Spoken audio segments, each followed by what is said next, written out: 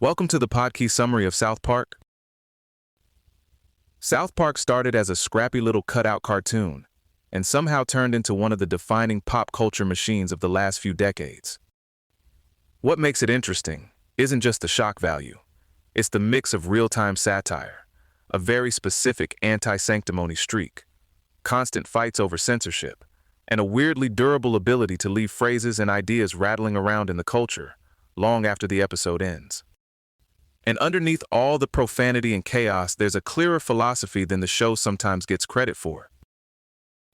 Trey Parker and Matt Stone have spent years resisting the idea that South Park belongs neatly to the left or the right.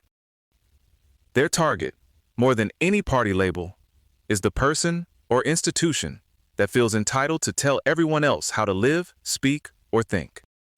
That's why people often describe the show as equal opportunity offense. But even that needs a little shading.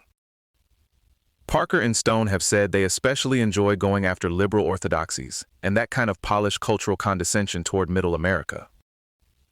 That helped create the phrase South Park Republicans, which they've never really embraced. If you had to place them anywhere, the outlook comes off more like socially liberal, anti-political correctness libertarianism than standard conservatism or standard liberalism. What's also easy to miss, especially if you only know the show by reputation, is that the gross-out humor gradually picked up a moral center. The profanity and shock stopped being the whole meal and became part of a satirical engine that was actually trying to say something.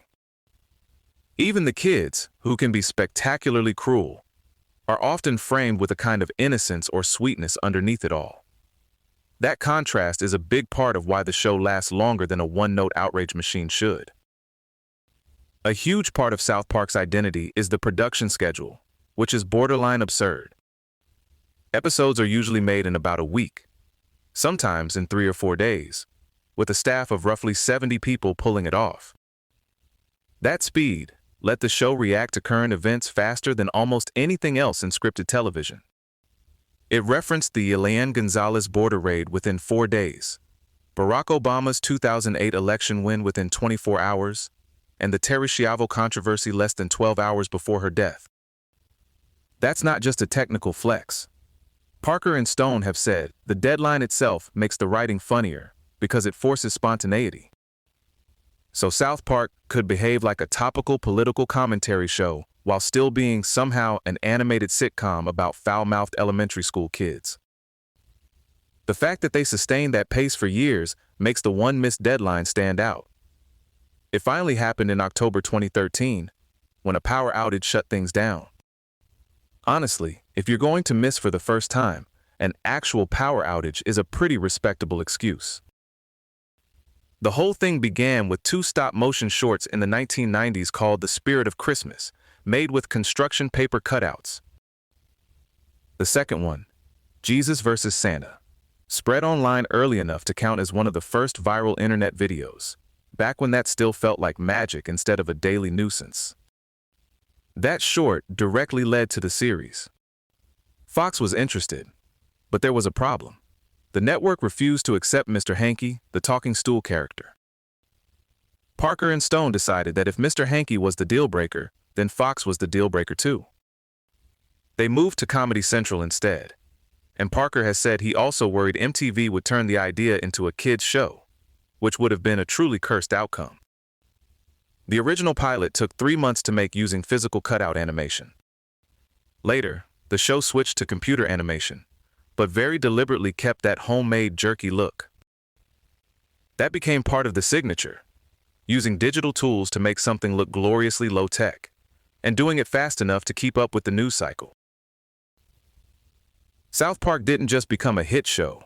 It helped turn Comedy Central from a niche cable outlet into a major brand. The first episode pulled a 1.3 Nielsen rating, and then things accelerated fast. The second season episode, Cartman's Mom, is still a dirty slut hit, an 8.2 rating and 6.2 million viewers, which was a basic cable record for a non-sports program at the time. Comedy Central's reach grew from about 9.1 million households in 1997 to 50 million by June 1998. And the money followed right behind it. A 30-second ad during the show went from roughly $7,500 to an average of $40,000 within a year. Later on, the show became a giant streaming asset too. HBO Max reportedly paid between $500 and $550 million for exclusive streaming rights. Then a 2025 Paramount deal was reported at $1.5 billion, covering continued episodes and streaming access. For a show built out of fake construction paper and gleeful bad taste, that's a pretty wild economic arc. Of course, when a show is willing to mock religion, race, celebrities, sexuality, and politics all at once, backlash is part of the business model. South Park has faced protests, broadcast censorship, school clothing bans, and all the usual demands that someone please think of the children. Some of those conflicts were almost predictable, and some got much more serious. In 2010, the episodes 200 and 2000 ran into a major controversy over depictions of Muhammad. After a radical Muslim organization posted a warning that many people interpreted as a threat, Comedy Central censored the episodes with bleeps and giant censored labels. It was one of those moments where the show's anti-censorship posture collided with a real safety concern, and the result was messy, tense, and very public. The Scientology episode Trapped in the Closet caused another rupture. Isaac Hayes, who was a Scientologist and voice chef, left the series after the episode called Scientology a Scam and revealed supposedly secret church teachings. That one made the point very clearly. If your rule is that no sacred institution is off limits, eventually that rule lands inside your own house. Then there was Banned in China, which criticized censorship, labor camps, and other taboo subjects. After that, the entire series was reportedly scrubbed from Chinese internet platforms. Parker and Stone answered with a deliberately sarcastic apology, basically turning the censorship itself into the next South Park joke. One reason South Park has had such a long afterlife is that it keeps producing bits that escape the show and become common language. Kenny's repeated deaths became a running cultural reference all by themselves. Cartman gave people respect my authority and screw you guys.